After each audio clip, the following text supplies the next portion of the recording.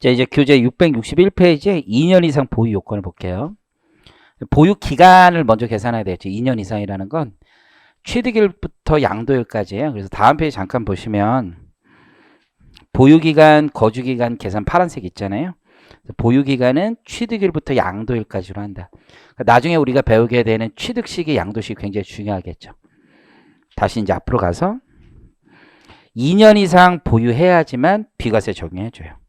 일시적 보유는요, 높은 세율을 적용받게 돼 있어요. 비과세도 안 될 뿐더러 세율이 굉장히 높습니다. 그래서 보유기간이 2년 이상이어야 되고 주택별로 다 계산해요. 일반 주택의 경우 일반 지역에 있으면 보유기간 2년만 만족하면 되는데요. 서울 등 거의 조정 대상 지역에 있으면요, 보유기간 2년 이상이고 거주기간 2년 이상이어야 돼요. 둘 다 만족해야 돼요. 다음 페이지에 가보니까 조정 지역이 나와 있죠. 별표 치시고요. 시험에는 절대 안 나와요. 그런데 여러분들이 주택을 살려면 여기 것만 사세요. 다른 건 사지 마세요. 국가에서 투기하라고 알려준 지역이에요. 여기만 가격이 오른다고 보시면 돼요. 그러니까 이제 무슨 집을 사더라도 여기 것만 사세요. 다른 지역은 쳐다보지도 마세요. 그렇죠? 뭐 경기도에서도요, 여기만 사세요. 여기만. 심지어 동탄 이 택지 개발지구라고까지 또 찍어줬네요. 무조건 여기만 사세요. 다른데 안 돼요. 여기에서 빠지는 지역, 뭐 파주, 일산 이런 데 있죠? 사시면 안 된다는 거죠. 그렇죠? 여기만 사시는 거예요. 여기만. 그래서 진담이고요. 잘 기억하세요. 세종시 같은 데도요, 요런 데만 사시는 거예요. 요런 데만 가격이 오른다라는 거예요. 자, 보유기간, 거주기간의 계산 말씀드렸고, 그 거주기간은 보통 주민등록 전입부터요, 전출일까지로 해요. 밑에 통산이라는 규정은요, 편하게 보시면 통산, 이게 집이 멸실되고 있을 때 앞에 기간, 신주택이 있고 구주택이 있을 거 아니야. 그러면 실제 거주 기간이 있을 거 아니에요. 그 집이 없는 기간만 빼고 나머지 앞뒤는 통산해 준다. 그런 규정이라고 보시면 돼요. 중요한 건 아니고요. 자, 오른쪽 3번에 가보면 보유 기간에 제한을 받지 않는 경우가 있어요. 2년 보유 못해도 인정해 주는 경우가 있다 이거죠.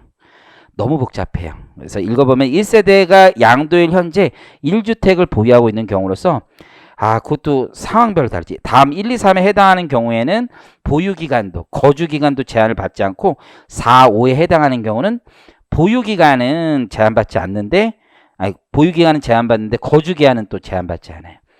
거주기간은 조정지역에 있을 때만 문제가 되는 거죠. 그렇게 생각하시면 되고, 동그라미 1번 편하게 보세요. 거기 건설 임대주택이라고 돼 있죠.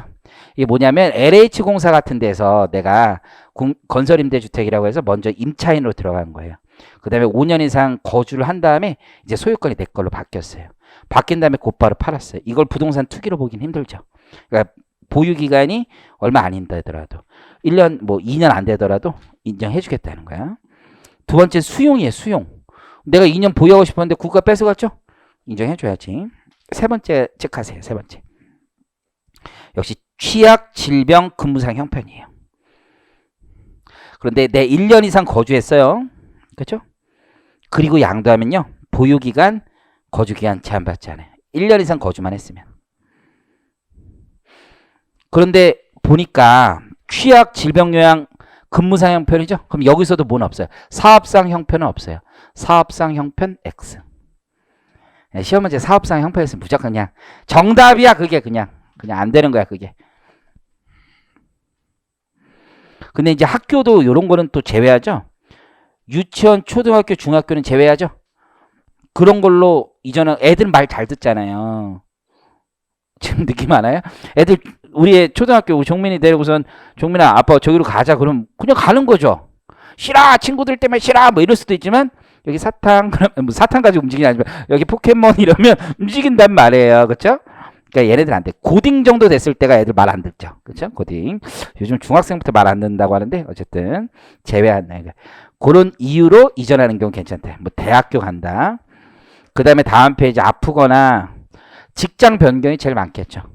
직장 변경 이런 거 다 입증해야 돼요. 자, 이제 5번 가보겠습니다. 5번. 5번이 뭐냐면 5번이 조금 의미가 있는데 조합원 입주권이에요.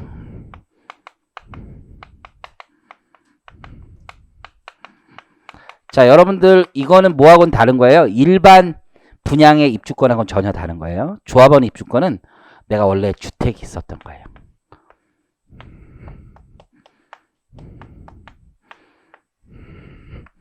주택이 있다가 아주 중요한 날짜가 있어요. 관리처분인가.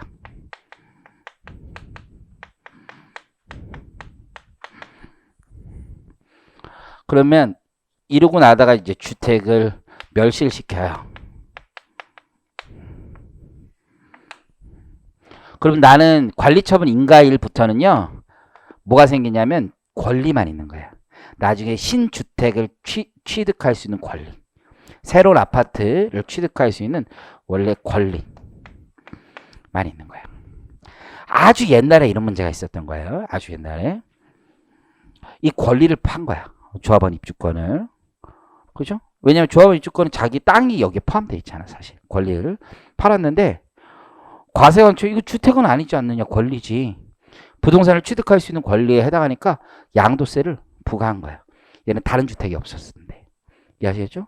대법원에 가니까 대법원이, 야, 이거는 어쩔 수 없이 내가 집인데 집이 아닌 걸로 잠시 바뀐 것 뿐이니까 주택과 다를 바가 없다. 대법관들은 그렇게 생각한 거지.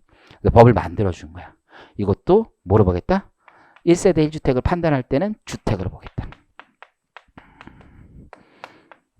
조합원 입주권이에요. 이해하시겠죠? 그러면 이날부터야, 이날부터.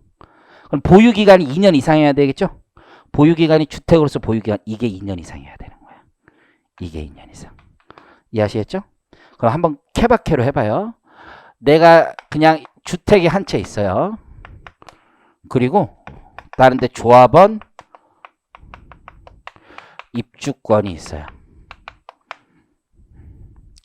이 주택을 양도했어요. 자, 비과세예요, 과세예요? 과세인 거예요, 이건. 이게 주택이니까.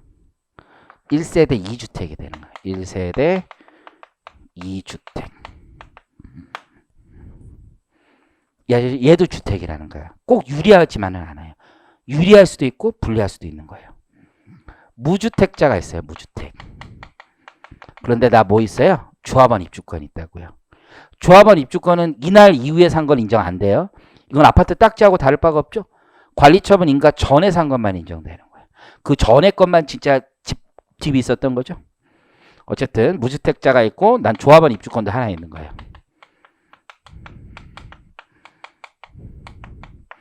이거 양도해요.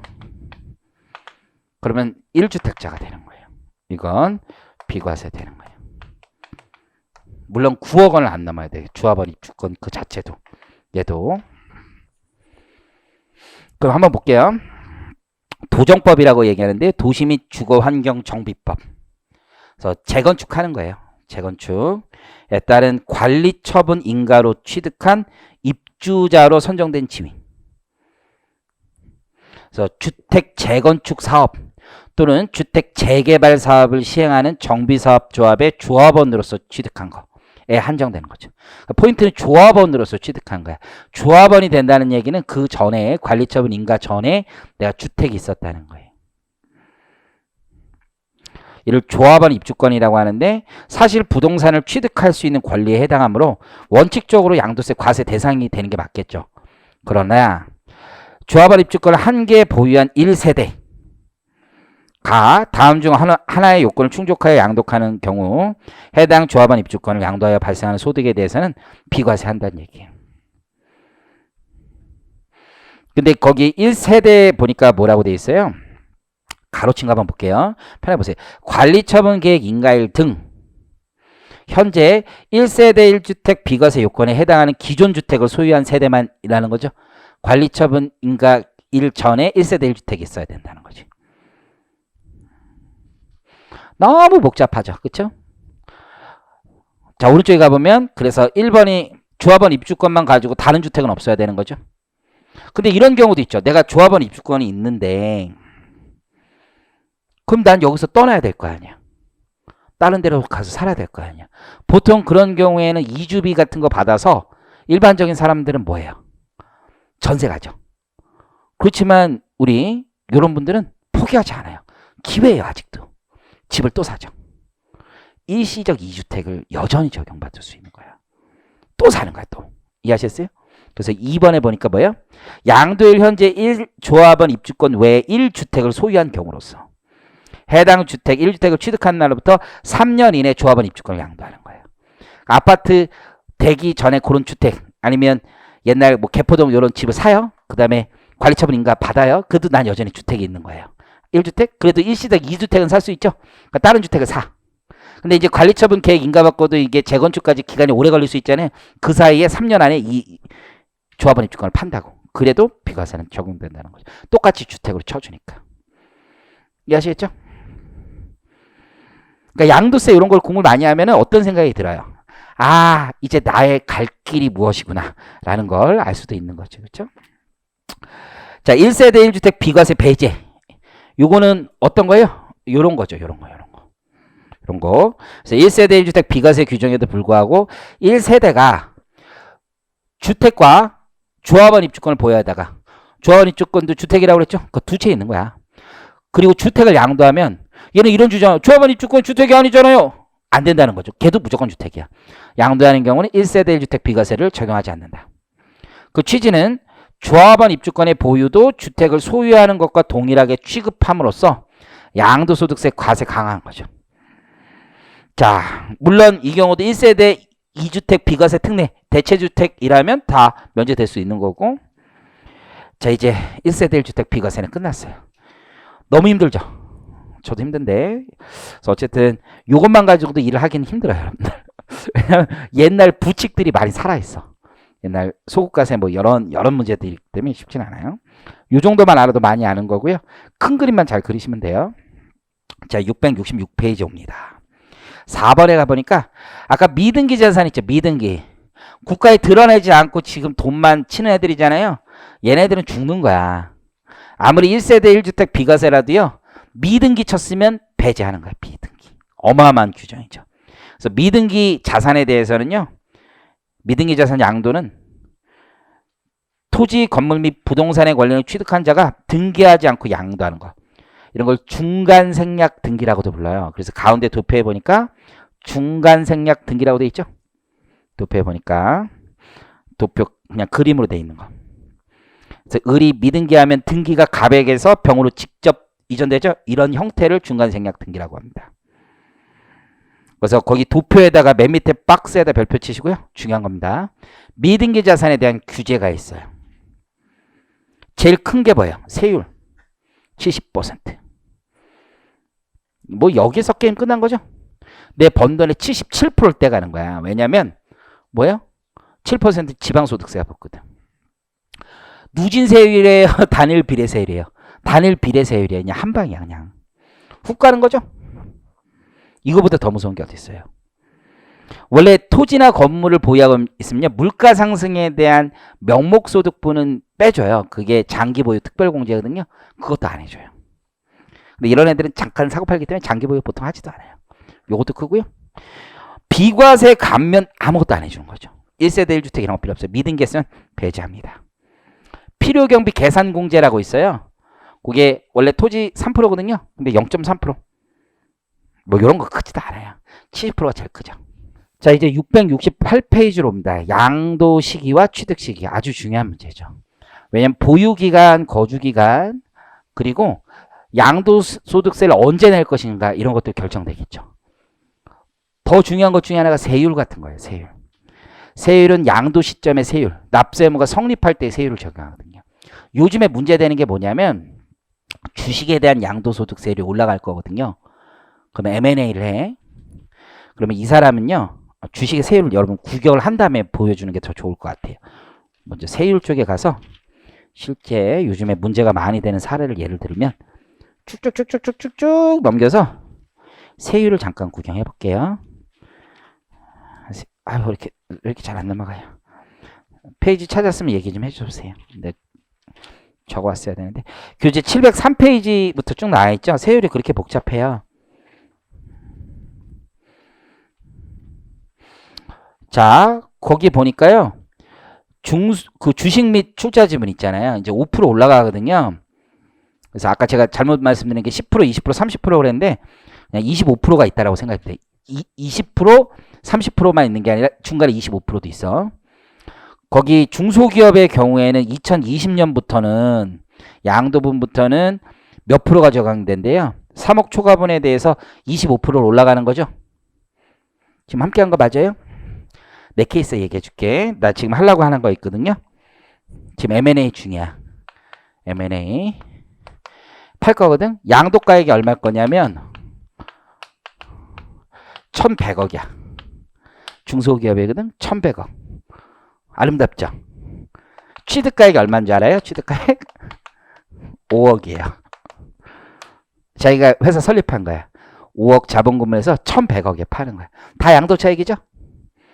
근데 이게 2020년 1월 1일 이후에 양도하면 몇 프로?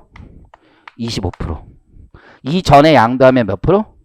20%. 지방소득세까지 감안하면 22%. 27.5%. 그렇죠? 그러면 내팅 치면 5.5% 차이 나죠. 그럼 세금 얼마 차이 나는 거야?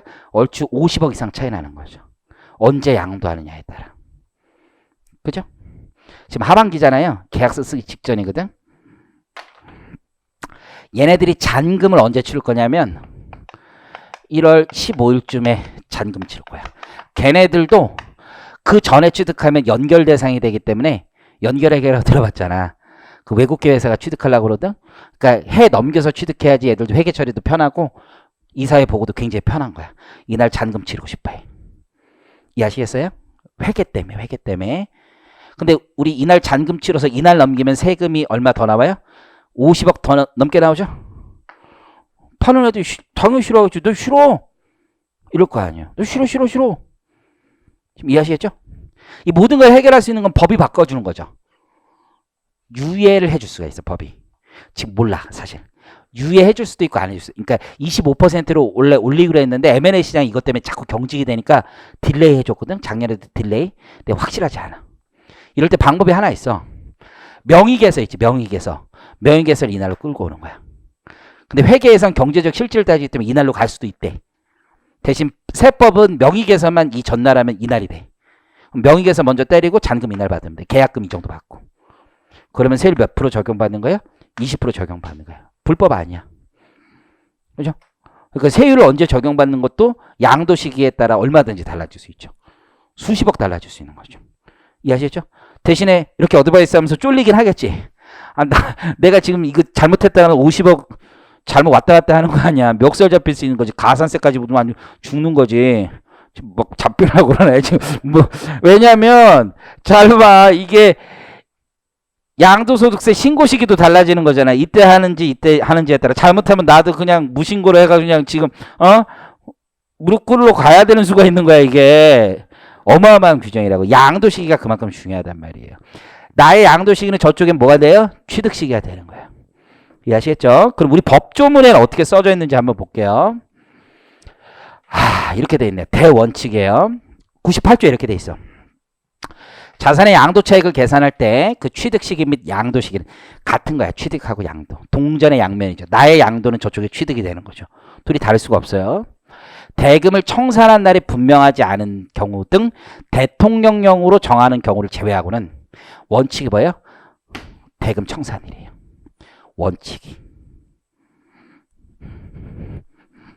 원칙이 이날이에요. 원칙이. 그러면 우리는 지금 원칙을 제외해야 되니까 어디로 가야지만 살 수 있는 거예요? 대금 청산한 날이 분명하지 않은 경우 등 대통령령으로 정하는 거기에 들어가야지.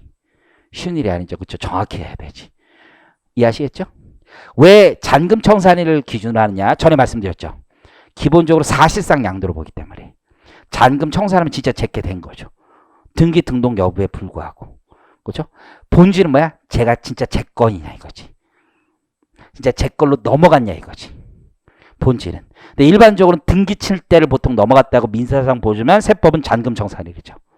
그럼 잘 봐. 첫 번째는 잔금 청산한 날을 분명하게 보고 싶은데 개인 간의 거래를 진짜 다 뜯어보기가 쉽지가 않죠. 지금은 실거래가로 양도세를 과세하지만 10년 전만 해도 10몇 년 전만 해도 기준시가로 과세했어. 정부가 그렇게 함부로 개인 통장 까는 게 아니야. 그렇죠? 함부로 까면 안 돼요. 그러니까 원칙적으로는 잔금 청산이라고 하지만 저건 대원칙일 뿐이지 잘 안 까. 그러면 어떻게 해야 돼? 등기 등록으로 봐야 되겠죠. 그렇죠? 잔금 청산으로 가는 건 등기 등록 전에 대금 청산이 됐다는 게 입증됐을 때 현실적으로 과세하는 거지 현실에서는 불분명한 거야 대부분이. 어떻게 하는 거예요? 등기로 가지 등기. 근데 등기라는 게 이런 거예요. 내 의사는 오늘 매매를 했어요. 잔금 다 치렀어. 보통 그날 등기 치지. 그럼 접수를 하죠. 근데 등기가 나오는 게 2, 3일 있다 나오는 경우가 많아. 그럼 접수일 기준이냐 아니면 실제 등기된 날을 기준할 거죠. 이것도 문제가 된다고. 아주 디테일하니까. 왜냐면 2년 딱 걸리는 경우가 많거든. 접수일 기준, 접수일. 이해하시겠습니까? 자, 그럼 교재 한번 봅니다. 보통 부동산 등의 양도는 매매 계약을 체결하고 프로세스가 이러죠. 계약서 쓰죠? 계약서 썼다고 넘어간 거예요? 아니에요. 우리 세법의 대원칙은 권리 의무 확정주의죠. 계약서 쓴 때 아니에요. 계약금 주고 중도금 주고 잔금 주죠. 그리고 잔금 치른 동시에 등기치죠. 보통 이래요. 그런데 이 가운데 어느 시점을 취득시기 또는 양도시기로 보는가에 문제가 제기되는데 이러한 양도소득은 귀속연도 몇 년도 소득이냐 세율을 뭘로 적용할 거냐 양도가액 취득가액에도 영향을 미칩니다. 아주 중요하다는 얘기죠. 세법은 어떻게 하냐 원칙이 거기 표에 보시는 것처럼 잔금 청산이에요. 원칙이 잔금 청산 대금을 청산한 날. 나중에 이제 세법학 배우면 이 대금 청산에 대해서 아주 자세하게 봐요. 한 푼도 빠짐없이 다 청산하는 걸 얘기하는 건 아니고 사회 통념상 거의 대부분이 지급되었다고 볼 만한 날 이렇게 봐요. 그럼 판례에 있는 얘기고 불분명하면 어떻게 되냐 접수일 기준합니다. 접수일 등기부 등록부 명부에 기재된 등기 접수일. 근데 불분명한지 아닌지 잘 모르겠어요. 근데 세 번째가 보니까 잔금 청산 동그라미 전에 소유권 이전 등기 등록 명의개서라고 돼 있죠. 명의개서가 뭐야? 주주 명부 개서하는 거야. 그럼 어느 날로 가는 거예요? 등기 접수일 등. 그럼 요건 해결됐죠? 어디에 되는 거야? 동그라미 3번에 되는 거죠. 잔금 청산에 명의개서 했으면 된다. 이해하시겠죠? 근데 여러분들 이 주주 명부라는 게 일해보신 분들은 아마 아까 뭐 회계법인이나 이런 데서 회사에서 일해보신 분 있나요? 이 중에서? 일해본 적 있나? 없어요? 우리 저기 뒤에 남학생 일해본 적 있잖아요. 회계팀에서. 주주 명부 본 적 있어요? 주주 명부 여러분 못 봐요? 없어. 주주 명부가 이게 회사에서 그냥 A4 용지로 만드는 거 주주 명부 아니에요. 여러분들. 상법의 주주 명부는 대장이 있어요. 이만해 진짜 본 적 있거든? 어마어마하게 거기다가 막 도장 찍고 막 이런 거야. 그렇죠? 정관에 주주 명부 만든다는 게 있어야 돼. 이론에서 잘못하면 그냥 A4 용지에다 주주명부 개서했다라고 주장하면 큰일 날 수가 있는 거죠. 그런 거 모르고서는 A4 용지에다 주주명부 이렇게 써가지고 쑥 옮겨놓잖아요. 큰일 나는 거죠. 그러려면 이렇게 하려면 얘네들 뭐부터 해야 돼? 정관 개정부터 해야 돼. 주주명부 만든다. 그리고 주주명부 대장 만들고 그 다 세팅이 돼야 돼요. 그죠? 그것도 증권 예탁원에서 하나 이렇게 멋있는 거 가져와야 돼. 60 몇만 원이더라고. 받아가지고 다 만들어야죠. 그래야지 인정되는 거야. 그래서 어설프게 알다가는 큰일 나는 거예요. 여러분들 잘 모르고 했다가는 사고가 나죠. 사고가. 그래서 세무사 대고 이런 게 재앙일 수 있다고 여러 번 말씀드려요. 주주명부 그냥 A4 용지에다 막 넣고 이런 거 아니야. 어쨌든 접수일로 간다. 이제 문제가 되는 건 장기할부 조건이에요. 장기할부. 이렇게 많은 걸 얘기하죠. 장기할부라는 건 부가가치세법에서 봤던 법인세법에서 봤던 장기할부하고는 달라요. 부가가치세법이나 법인세법에서 봤던 장기할부는 계약금 이외의 대가를 분할하여 지급받는 거죠. 양도세는 그렇지 않아요. 한번 읽어볼까요? 조건 쭉 2번 가봅니다. 2번. 장기할부 조건이란 양도소득세 과세대상 자산의 양도로 인하여 해당 자산의 대금은 월부, 연부, 기타 부불방법에 따라 수입하는 것 중 다음 요건을 모두 갖춘 것을 말한다라고 되어 있고 동그라미 1번에 계약금을 제외한 해당 자산의 양도 대금을 2회 이상 분할 수령하네요. 이해하셨죠? 2회 이상 분할 수령. 그 1년 이상인 거죠. 좋죠? 아시겠죠? 그러면 우리 법인세법이나 부가가치세법은 계약금 이외의 대가를 분할 수령하면 되는 거잖아. 그러니까 두 번만 나눠도 되는 거지만 얘는 세 번 나눠야 되는 거죠. 마치 중간 지급 조건부 비슷한 거죠. 하지만 중간 지급 조건부는 양도일 전에 대금을 받는 거죠. 하지만 얘는 먼저 양도하고 대금을 받는 거잖아요. 그러면 장기 할부 조건이 되면 이상한 결과가 생기죠. 어떤 결과가 생겨요? 잘 생각해봐. 대금이 청산된 날로 가려면 양도 시기가 저기로 밀리는 거죠. 그렇잖아. 저기로 밀린단 말이야. 즉 이런 식으로 받는 거라고. 계약금, 중도금, 잔금인데, 그죠? 이날 중에서 이날로 가려기에는 너무 딜레이가 되는 거야. 보통은 이쯤에 제가 와서 쓰기 시작한단 말이야. 그걸 좀 어려운 말로 사용 수익이라고 한단 말이야. 저쪽에가 이제 사용 수익은 시작했는데, 그러면 진짜 우리 둘의 마음속에 의사에서는 쟤한테 넘긴 게 분명하잖아요. 그런데도 이날로 갈 수 있잖아. 그죠? 그렇다고 법인세법이나 부가세처럼 이렇게 가기도 힘들어. 대가의 각 부분을 받기로 한때 양도세 신고만 몇 번 하라는 얘기야. 늘 하던 것도 아니잖아. 법인세나 부가세는 늘 하고 있는 거잖아. 그러니까 갖다 붙이는데 어려움이 없어요. 하지만 양도세는 늘 하는 게 아니죠. 대가의 각 부분을 받기로 하는데 안 되는 거야. 그래서 객관식 시험 문제에서 잘 나오는 게 대가의 각 부분을 받기로 하는데 절대 될 수가 없는 거야, 이건. 양도세 뭐 장난하는 거야? 그것도 아니잖아. 그럼 이날로 하기엔 너무 멀지, 너무. 그래서 법은 어떻게 하고 있냐? 소유권 이전 등기, 등록, 명의계서 포함, 접수일, 인도, 넘겨주는 날, 혹은 사용수익일 중 빠른 날. 부동산은 대부분 인도가 없죠. 부동산은 양도라는 개념이니까. 그러니까 사용수익이 되겠지. 사용수익. 와서 걔가 쓸 수 있는 날. 쫓아오시겠습니까? 그게 1년 이상이야 돼. 1년 이상. 이날로부터 잔금 받는 날까지가 1년 이상. 쫓아오시겠죠? 그래서 이게 가장 어려운 내용이에요. 주 1로 잠깐 가볼게요. 주 1은 대금 청산일에 붙어있는 주잖아요. 자, 여기 앞에 보세요. 우리가 이제 땅을 살라고 하는데 알박기 하는 애들이 좀 있죠, 세상엔. 알박기라고 알죠? 요 땅을 내가 살라고 하는 거예요. 요 땅을 살라고 하니까 이만큼 있어요. 근데 지주가 여러 명이야. 그래서 여기 지주 이렇게 돼 있단 말이야. 지주. 그리고 뭐 이렇게 지주. 다 샀어. 요런만 안 파는 거예요. 요런만. 안 팔아요. 다 하는 거지. 옆에. 자기 거 못 사면 건물을 동그랗게 줄 수도 없는 거고. 그렇잖아? 동그랗게 줘도 문제야. 얘가 지 여권을 주장할 수가 있어. 그럼 건물 뚫어줘야 되고. 미쳐버리는 거지. 알박기 하는 거 있죠. 팔아라. 시세 남들이 2,000 쳐줬으니까 내가 특별히 2,500 쳐주겠다. 뭐라 그래요? 아니요. 저는 여기서 그냥 죽을래요. 3,000 쳐주겠다. 아니요. 4,000 쳐주겠다. 아니요. 5,000 쳐주겠다. 아니요. 얼마를 원하니? 아니요. 그때 부르면 안 돼. 안 해요. 계속 안 해요. 1억 쳐주면 되냐? 안 해요. 얼마를 더 하냐? 공 하나 더 써봐요. 뭐 이렇게 하는 거죠. 뭐 10억 이렇게 불러. 근데 이거 잘못하면 형사일 건 되는 거야. 알박기 이게. 업무방해. 그래서 이게 어마어마할 수가 있어. 나는 형님 건설회사 얘기 하시는 분인데 요 사람은 부르더라고. 네.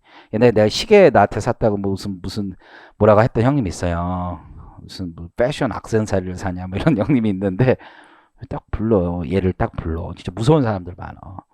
칩이 있어서 칩이 안 나가고 있는 거야. 딱 불러서 카피숍에서 쇼부 치자고 부른 다음에 자기 후배가 있을 거 아니야. 회사 후배가 가서 철거해버립니다. 그럼 이거 손괴죄가 돼. 얘도 좋은 대학 나온 애야. 주제. 형님 이번엔 제가 가겠습니다. 이런 식이야. 제가 갑니다. 부셔버린 거예요. 얘 오면은 부서진 집을 보는 거야. 그렇죠? 그러면 얘는 쇼부를 안 칠 수가 없더라고. 일단 겁을 먹습니다. 나도 밀어버리겠구나 이러면서 그런 사람들이 있더라고. 세상에 무서운 사람 많아. 그래서 어쨌든 간에 이런 애들 정리를 한단 말이야. 그러면서 마지막에 얘가 얘기해. 그래 5천에 하자. 결론 냈어요. 근데 이제 도장 찍는 날 얘기합니다. 못하겠습니다. 왜? 양도세가 이렇게 많이 나오는지 몰랐잖아요. 그런 얘기를 제일 많이 해요. 그럼 계약서에 써. 양도세 내가 내준다 그래. 더럽고 치세서 내가 내준다. 누가 내줘? 매수자가 내줘. 그럼 두 가지 이슈가 생겨요. 첫 번째는 양도 대금이 바뀌겠지. 왜냐하면 양도 대금이 5천만 원이라고 했지만 세금을 얘가 대신 내주니까 그 양도가 이게 포함되잖아. 그렇죠? 양도세 내는 것도 포함시켜줘야 돼. 그러면 여러분 이게 초과 누진세율이잖아. 그러면 이걸 함수를 엑셀 무한반복으로 다시 돌려야 돼. 엑셀 해본 사람 안 돼. 이게 엑셀 방정식을 세워야 되는데 얘가 세액을 다시 계산해서 얹으면 다시 바뀌잖아. 다시 올라가잖아. 그러니까 이게 무한반복이라. 그 무한반복 엑셀에다 넣어서 무한반복 거기다 클릭 제거를 해줘야지 이게 안 그러면 그 엑셀에서 이게 된단 말이야. 이게 딱 걸려있단 말이야. 대화라는 건 뭔가 같은 공감대가 있어야 하는 건데 어쨌든 간에 어려워. 그래서 양도 대금에 포함시키는데 그럼 양도 대금에 포함시키니까 무슨 문제가 생긴 거야? 양도세를 내주는 날 돼야지 양도세를 내는 날 돼야지 대금 청산이 되지. 그럼 다시 뭐야? 얘는 양도세를 안 냅니다. 왜 안 내요? 양도세를 아직 안 냈으니까 대금 청산이 완료가 안 됐으니까 아직 납세 의무가 성립하지 않지 않았습니까? 이런 얘기를 하는 거야. 이것도 무한반복 얘기를 하는 거지. 지금 함께 하는 거 맞아? 야, 양도세 왜 안 냈어? 그때 양도세 내주기로 했어요. 그럼 양도 시기가 아직 안 온 거 아니에요? 그래서 다시 내려오니까 양도 시기는 아직 안 왔어요. 내야죠. 안 냈잖아. 양도 시기가 안 와서 안 낸 거예요. 지금 무슨 얘기인지 알겠어요? 양도 시기가 아직 안 됐으니까 난 안 낸 거란 말이에요. 그래서 넌 잔금 주기로 했잖아. 빨리 내. 양도 시기가 안 됐는데 어떻게 양도세를 계산해서 내요? 이 얘기를 계속 하는 거야. 이해하시겠어요? 그래서 주 1을 보니까 뭐라고 되어 있는 거야? 이 경우 자산의 대금에는 해당 자산의 양도에 대한 양도소득세 및 양도소득세의 부가세액, 이게 주민세 같은 거 이제 지방소득세 얘기하는 거지. 양수자가 부담하기로 약정한 경우에는 해당 양도소득세 및 양도소득세의 부가세액은 대금 청산액에 포함시키지 말라는 얘기예요. 그래야 양도시기가 오니까. 이해하시겠죠? 요거 하나만 얘기해 볼게. 옛날에 이런 일이 있었어요. 잔금 조건이 있었어. 잔금 조건이 얘네가 이제 사업 허가가 나야 돼. 땅을 팔았는데 얘네 사이 사업 허가일로부터 15일 있다가 잔금 지급하기로 계약을 한 거야. 지금 상황 이해하시겠어요? 계약금이 준 상태에서 사용수익 들어간 거야. 중도금 잔금인데 잔금 계약서에 사업 허가일로부터 15일 있다가 주기로 한다 이렇게 된 거야. 쫓아오시겠죠? 그러면 1설, 2설 이렇게 두 개로 나눌 수가 있어요. 1설은 뭐냐면 장기할부 조건이니까 사용수익일 이날 양도세 양도된 것으로 보겠다. 응? 1설. 2설은 뭐가 있을까? 2설은 아니다. 이날 잔금 이날로 가야 된다. 이날로 원래대로 대금 청산이다. 대금 청산이라고 주장하는 근거는 뭘까? 장기할부 조건이 아니라고 주장하는 거지. 대금 청산일로 주장하려면 장기할부 조건이 아니라고 주장하는 거지. 장기할부 조건이 아니라고 주장하는 이유는 뭘까? 그거 다 읽어봐. 장기할부 조건이 아니라고 주장할 만한 이유는 뭘까? 자, 봐. 사용 수익일로부터 1년이 돼야지. 1년 이상이어야 되는데 그 1년 이상이 되는지는 이날 현재 알 수 있어 없어? 사업 허가일로부터 15일 있다. 언제 허가가 나올지 모르잖아. 그렇죠? 언제 허가가 나올지 내가 어떻게 알아? 그러니까 이날로 사업 허가일로부터 15일이라고 그랬잖아. 언제 허가가 나올지 모르니까 뭐가 안 됐어요? 확정이 안 됐지. 이해하시겠어요? 사용 수익으로부터 1년 이상이 되는지 확정이 안 됐잖아. 그렇게 주장할 수도 있는 거죠. 대법원은 장기할부 조건 아니라고 그랬어요. 그래서 이날 양도세 신고하는 게 맞다. 이날을 양도시기로 봐야 된다. 이렇게 나온 거야. 이해하시겠어요? 2018년 세법학 2차 시험 문제야. 그래서 물음이 뭐냐면 이 사건을 주고 과세관청의 주장을 쓰고 납세자의 주장을 쓰고 법원에 어떻게 판결했는지 쓰시오. 요거야. 주장은 과세관청의 주장은 장기할부 조건이 된다. 사용수익일로 가야 된다. 납세자의 주장은 장기할부 조건에 해당하지 않는다. 원칙으로 다시 돌아가서 대금 청산이 돼야 된다. 법원은 여기 손 들었다. 15점짜리 15점짜리. 이해하시겠어요? 그러니까 이게 어떤 관점에서 본지가 되게 중요한 거예요. 어떤 관점에서. 법률을 볼 때. 이해하셨는지 모르겠어요. 그 밖의 경우 가볼게요. 그 밖의 경우. 첫 번째는 지금 여기까지 오면서 여러분 이런 생각을 갖는 게 되게 중요해요. 양도 시기나 취득 시기는 민법하고는 좀 다르게 간다. 첫 번째. 두 번째는 어떤 생각을 갖는 게? 아, 진짜 이전된 게 뭐냐. 둘 사이에서는 적어도 당사자 간에서는 진짜 이전됐다고 믿을 만한 상황이 됐을 때지. 당사자 사이에선. 믿을 만한 상황이라는 건 우리는 뭘로 보는 거야? 돈 줬으면. 돈 다 줬으면 제 거지 뭐. 그게 정상적인 사회 통념에 따라서 봤을 때 그게 맞는 거죠. 우리가 그렇게 나쁜 사람이 아니잖아.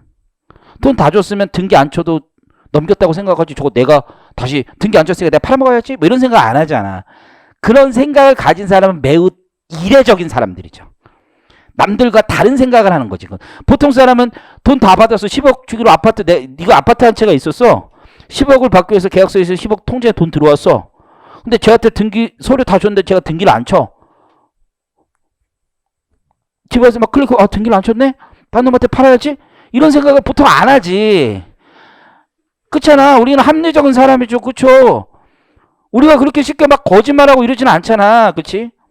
그죠? 우리는 트위터도 많이 안 하고 그래서 거짓말 잘 안 한단 말이야. 어쨌든 간에 이거 클릭을 많이 안 가가지고 다시 보고 이러지 않는단 말이야. 그냥 정상적으로 돈 넘겼으면 받았으면 넘겼다고 한단 말이야. 그게 정상적인 사고예요.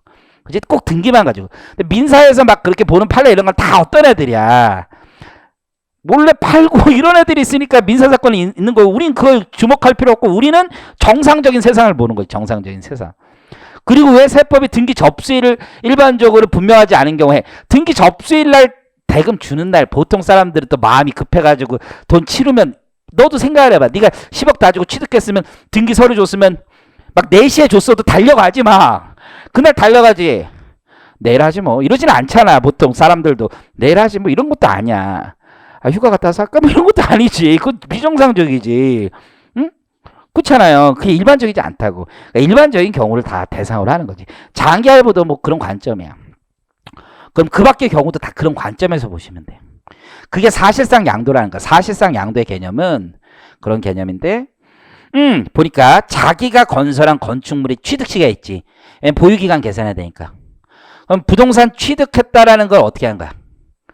내가 건물 하나 줬어. 뭐 언제부터 취득한 거야? 일반적으로. 들어가면 그때부터 취득한 거지. 아니 이런 애들도 있지. 세상에 보면은 10층짜리 질라고 그래서 10층짜리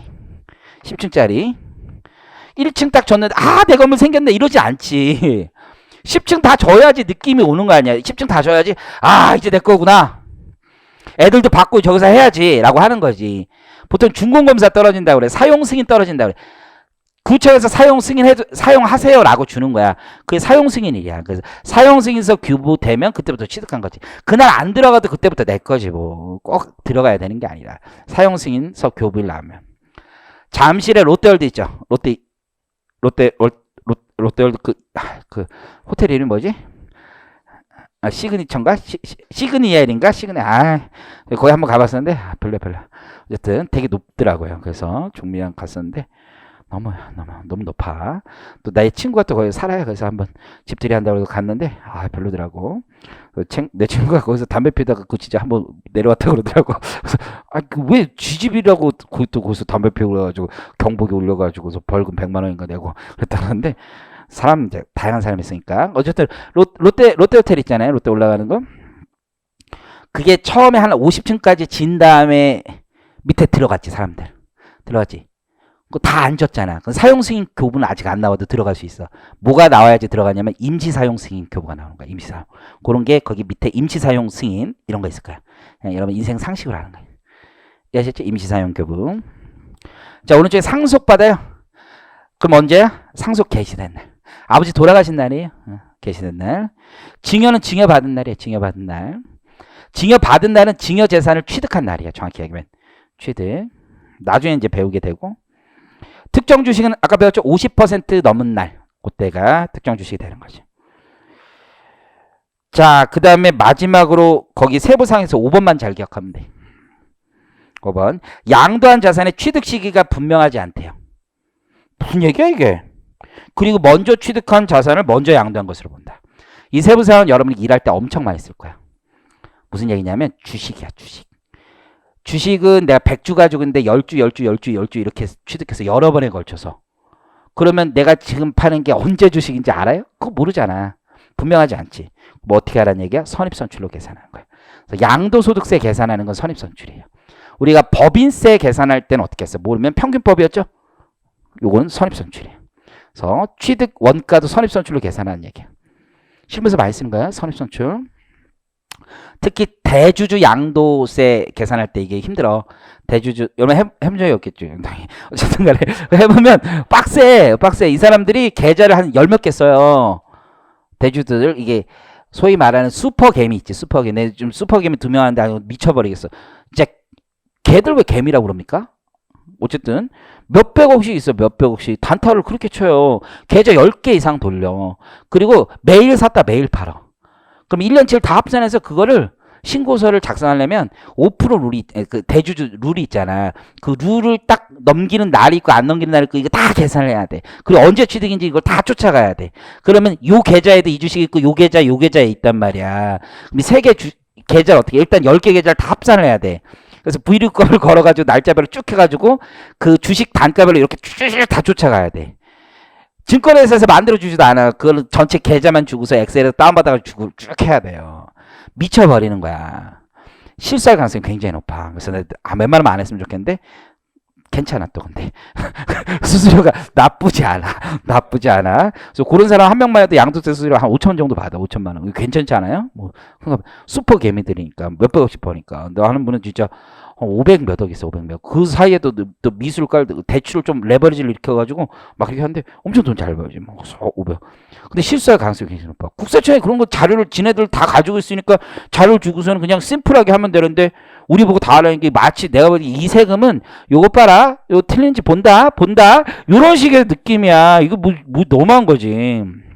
나는 그거 너무 불안해가지고 내가 먼저 돌리고 나 혼자 하고 내 후배 있어. 걔도 돌리라고 해. 각자 돌려, 각자. 그런 다음에 맞춰봐야지 진짜 맞는 거지. 둘이 같이 틀릴 가능성, 똑같이 틀릴 가능성이 굉장히 드물단 말이에요. 그치? 나 따로 돌리고 쟤 따로 돌려. 서로 공식 얘기하지 않습니다. 서로 각자의 공식으로. 자, 맨 땅에서 각자, 내가 한 파일을 주면 걔가 그 파일에다 엎으면 똑같은 거 아니야. 완전히 그냥 별도로 가는 거야. 지금 서로 어떻게 공식을 만들었는지 서로 엑셀 공유하지 않습니다. 그리고 같이 가는 거야. 그래서 후배랑 같이 딱 맞춰보는 거야. 거의 맞아, 요즘에는. 처음에는 많이 틀려. 진짜 불안하지. 근데 요즘 거의 맞아. 그래서 더 불안해, 요즘엔. 어쨌든, 요즘에는 이 새끼랑 내 거랑 똑같은 거 아니까 많이 불안해. 어쨌든, 그래. 항상 맞으면 안 돼요, 여러분. 뭔가 셀 때는 항상 좀 서로 다른 방법으로. 그래서 이게 선입선출하는 게 만만치는 않아, 실제. 다 쫓아가야 된다. 다음에 이제 기준시가란 말이 있죠. 요것만 보고 오늘 수업 마무리할게요. 중간에 보면 2007년 1월 1일부터 우리 세법은 이제 실질 거래가액으로 하도록 돼 있어. 옛날에는 국세청이 야 니네 실제로 얼마 했는지 다 까야 되니까 피곤하니까 그렇게 안 갔어. 국가가 정해놓은 가격으로 신고하도록 돼 있었습니다. 지금 취득세도 아직까진 기준시가야. 양도세만 실거래가액이야. 그죠? 그래서 실거래가액으로 하고 있기 때문에 기준시가 제도는 거의 폐지된 거나 마찬가지야. 그러나 아직도 알 수 없는 경우가 있어. 그 경우엔 기준시가를 유지하고 있습니다. 다음 페이지에 가보면요. 기준시가를 어떻게 산정하는지가 나와있죠. 모르셔도 돼. 실무할 때 하는 거야. 실무할 때. 여러분 시험 문제 안 나와. 그래서 기준시가 산정 방법이 있는데 실무할 때는 굉장히 어렵습니다. 이게. 여러분들 일할 때는 굉장히. 왜냐면 땅값 기준시가 찾고 이런 게 필요할 때가 되게 많아요. 주식평가하거나 이럴 때 굉장히 많습니다. 그냥 기준시가라는 게 국가에서 정해놓은 가격이구나 정도만 아시면 되고요. 우리 다음 시간부터 10-4에 이제 계산 문제 가볼 거예요. 양도소득 계산. 그래서 지금까지 한 내용은 여러분 2차 시험으로 치면요. 세법학의 큰 주제들이었어. 세법학은 10-4 이외에 안 나와. 세무회계는 여기 뒤에만 나와. 1차 객관식에서는 두 문제 정도 요즘 나오거든요. 앞에 하나, 뒤에 하나. 보통 이렇게 나온다고 보시면 돼요. 수고하셨고 내일 뵙겠습니다. 감사합니다.